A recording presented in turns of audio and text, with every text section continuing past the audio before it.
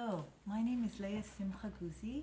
I'm an artist and an art teacher living in Bat Ayin, Israel, a small village tucked in the hills just south of Jerusalem. I'm here to tell you a little bit about myself and my painting process and what inspires me. So I was painting and drawing all my life, ever since I was little. But about 20 years ago, on my first trip to Israel, I sort of returned to Judaism and my heritage, and my soul opened up and a lot of Judaic paintings flew out miraculously, thank God. And I started exhibiting very soon after that in Boston and New York galleries. So one of the things I love about painting is it gives me a chance to look at the beautiful creations of our Creator.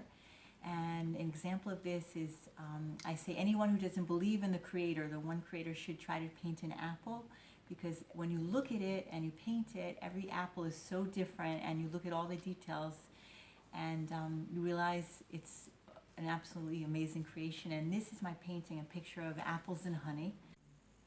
So in this painting, I started with the apples, and the rest of the painting sprung around them, the people and the table.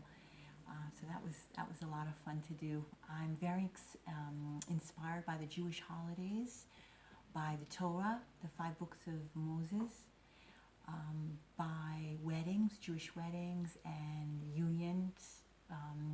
I do a lot of like squares of light around a bride and a groom. It's really fun to do. I'm also very inspired by Israel and the places in Israel. Really beautiful mountain. Jerusalem and the characters in Jerusalem, like the street musicians and all the souls who have come back to live here after many years, many generations. And a little bit about the painting process.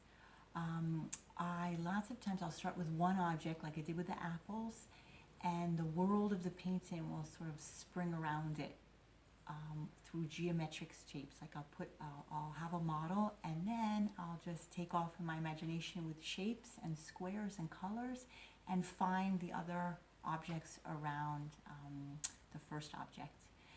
Painting is like a world of its own, and it's really fun. It has, once it takes off, there's no telling where it goes. It's a lot of fun. So I'm going to show you actually a little bit of the painting process right now. Okay, so here I am. I'm working on a painting inspired by the hills of Bat Ayin around me. I have like a village tucked here. And who sprung into this painting was Yaakov Avinu, Jacob, our forefather, the father of the Jewish people, and in his merit we're here. So here's his face, and I'm playing with the fact that he's like tucked into these hills. I love to do faces sort of tucked into hills. And I'm using my brush, I'm doing like little shapes in the sky right now. I'm not sure they will stay, but each layer that I do adds to the layers beneath it. I always tell my students there's no mistakes in paintings because it just makes your paintings richer and deeper. But just putting these squares in here will add to the texture of the sky. And I think I might put Jacob's ladder here when Jacob had his dream. I'm going to try and fit that in. And here I'm also working on shapes in the trees. I'm doing these trees by little circles of light. And these trees are actually inspired by the beautiful almond blossoms that we have in Bat Ayin. And popping out here, he wasn't here originally, but he sort of just popped in, I think is King David walking with the Torah. So I want to connect King David to Yaakov Avinu. And that's how I work.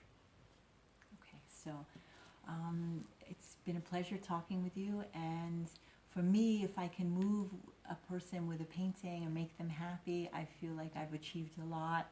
So I really hope I can make people happy with my paintings and connect them to Israel. And thank you so much for joining me.